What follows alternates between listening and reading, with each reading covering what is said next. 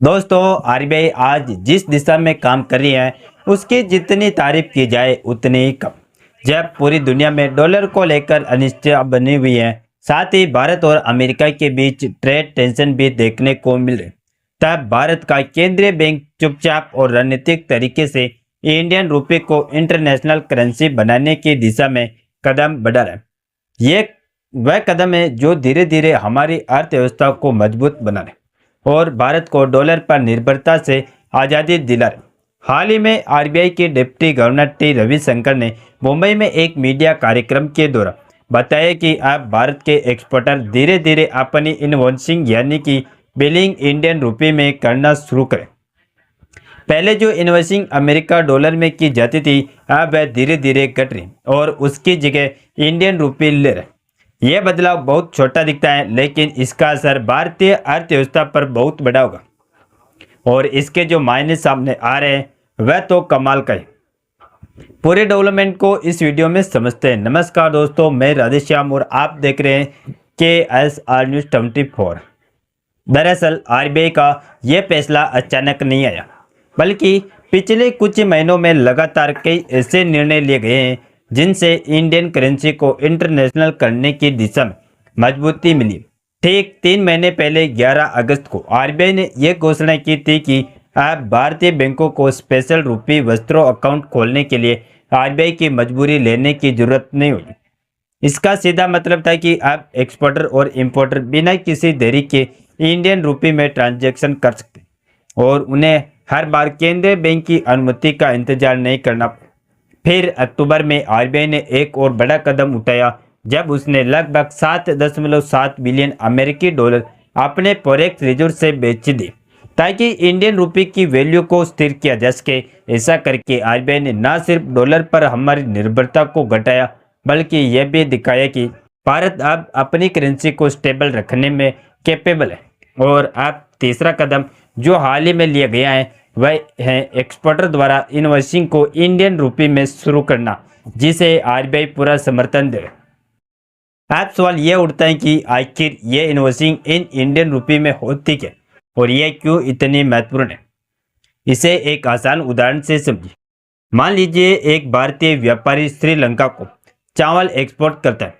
पहले जो बिल बनता था वह अमेरिकी डॉलर में होता था, यानी श्रीलंका का खरीदार डॉलर में भुगतान करता था और भारतीय व्यापारी को वह पैसा पाने के लिए डॉलर को रुपये में कन्वर्ट करना पड़ता था। इस कन्वर्शन में जो भी रेट चलता था वह तय करता था कि उसे लाभ होगा या नुकसान। लेकिन अब जब बिल इंडियन रुपये में बनेगा तो श्रीलंका का खरीदार भी भुगतान इंडियन रुपये में ही करेगा। उसके लिए भारतीय बैंक में एक स्पेशल रुपये वस्त्रों अकाउंट खोला जाएगा, जिसके माध्यम से यह पेमेंट सीधे रुपये में हो जाएगी। अब ना तो डॉलर का इस्तेमाल होगा, ना यूरो या पाउंड को, और ना ही किसी एक्सचेंज रेट के उतार चढ़ाव का डर रहेगा। अब बात करते हैं कि इस पूरी प्रक्रिया के आर्थिक फायदे क्या और इससे भारत को लंबी टाइमलाइन में क्या लाभ मिलेगा। सबसे बड़ा फायदा यह है कि इंडियन रुपये में इन्वेस्टिंग करने से हमारे एक्सपोर्टर को करेंसी के उतार चढ़ाव का रिस्क नहीं उठाना पड़ता। पहले जब एक्सपोर्टर अमेरिकी डॉलर में होता था तो डॉलर के बढ़ने या गिरने से नुकसान या फायदा सीधे व्यापारी को झेलना पड़ता था। लेकिन अब जब पूरा लेन देन रुपये में होगा तो ना तो कन्वर्शन का झंझट रहेगा और ना ही विदेशी मुद्रा के उतार चढ़ाव का डर।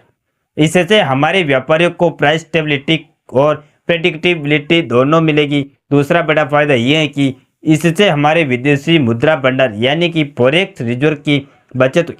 पहले जब भी कोई ट्रेड अमेरिकी डॉलर में होता था तो उसका फाइनलाइज करने के लिए रिजर्व से डॉलर का इस्तेमाल करना पड़ता था। अब जब सौदे इंडियन रुपये में होंगे तो डॉलर की मांग कम होगी और हमारा रिजर्व लंबे समय तक स्थिर रहेगा।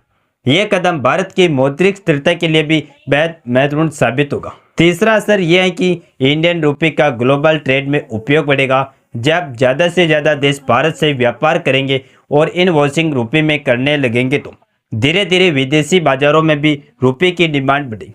जब किसी करेंसी की डिमांड बढ़ती है तो उसका अंतर्राष्ट्रीय महत्व भी बढ़ जाता है। यही कारण है कि इसे आरबीआई इंडियन करेंसी के इंटरनेशनलाइजेशन की दिशा में सबसे बड़ा कदम मान रहा है। फिलहाल आंकड़ों की बात करें तो अभी केवल 2.5% इनवॉइसिंग ही इंडियन रुपये में होती, यानी 100 इन्वॉइसेस केवल 2 या 3 ही ऐसी होती हैं जो रुपये में होती। लेकिन आरबीआई के मुताबिक ये आंकड़ा अब तेजी से बढ़ रहा है। बैंकिंग सिस्टम को आसान बनाकर और वस्त्रों अकाउंट से की प्रक्रिया को सरल करके आरबीआई ने यह रास्ता खोल लिया कि भविष्य में अधिकांश एक्सपोर्टर इंडियन करेंसी में ही हो। आर्थिक फायदों के साथ इस कदम का रणनीतिक महत्व भी बहुत बड़ा है। आज के समय में दुनिया का करीब 85% व्यापार या तो अमेरिकी डॉलर में होता है या यूरोपियन यूरो में। लेकिन जब भारत अपने सौदे रुपये में सेटल करेगा तो न केवल डॉलर सिस्टम को बाईपास करेगा बल्कि अमेरिकी नियंत्रण में भी काफ़ी हद तक मुक्त हो जाए। अब बात करते हैं इस पूरी नीति के स्ट्रेटेजिक और जियोपॉलिटिकल असर की। जब भारत अपने अंतर्राष्ट्रीय व्यापार को इंडियन रुपये में सेटल करने लगेगा तो अमेरिका की मुद्रा यानी डॉलर पर हमारी निर्भरता घट जाएगी। इसका सीधा अक्सर ये होगा कि अगर कल को अमेरिका किसी देश पर सेक्शन लगाए या स्विफ्ट सिस्टम के जरिए पेमेंट रोकने की कोशिश करे तो भारत पर उसका बहुत प्रभाव पड़ेगा। यानी भारत अपनी मर्जी से अपने आर्थिक फैसले ले सकेगा और किसी विदेशी करेंसी सिस्टम के दबाव में नहीं। यह कदम भारत की मॉनिटरी सॉवरेनिटी यानी मौद्रिक स्वतंत्रता को भी मजबूत करेगा। जब किसी देश की करेंसी दूसरे देशों के साथ सीधे ट्रेड में इस्तेमाल होने लगती है तो वह करेंसी खुद ब खुद स्थिर होने लगती है। इस समय अमेरिका डॉलर की वैल्यू में उतार चढ़ाव का असर लगभग हर देश पर पड़ता है। लेकिन अगर भारत का व्यापार रुपये में होगा तो फेडरल रिजर्व की नीतियां या अमेरिकी ब्याज दरों में बदलाव का असर हमारी अर्थव्यवस्था पर सीमित रह जाएगा। यही कारण है आरबीआई का मानना है कि यह कदम भारत को डेवलप इकोनॉमिक बनाने की दिशा में एक मजबूत आधार देगा। जैसे कभी अमेरिका ने अपनी करेंसी को दुनिया में स्थापित किया, फिर यूरोप ने यूरो को आगे बढ़ाया और चीन ने युआन को प्रमोट किया। अब उसी दिशा में भारत रुपये को इंटरनेशनल करेंसी के रूप में सामने ला रहा है। धीरे धीरे यह प्रक्रिया भारत को न सिर्फ आर्थिक रूप से बल्कि रणनीतिक रूप से भी अधिक सशक्त बने। आरबीआई की इस नीति की ओर भी कई आयाम हैं। उदाहरण के लिए अक्टूबर में आरबीआई ने भारतीय बैंकों को यह अनुमति दी कि वे भूटान, नेपाल और श्रीलंका जैसे पड़ोसी देशों को रुपये में लोन दे सकते ताकि उनके साथ बॉर्डर ट्रेड या स्थानीय लेन देन आसान हो सके। इसके अलावा एनआरआई यानी नॉन रेजिडेंट इंडियंस को भी अब रुपये अकाउंट खोलने और लेन देन करने की अनुमति दी। इससे विदेशों में बसे भारतीयों के लिए भी रुपये में ट्रांजैक्शन करना सरल हो गया।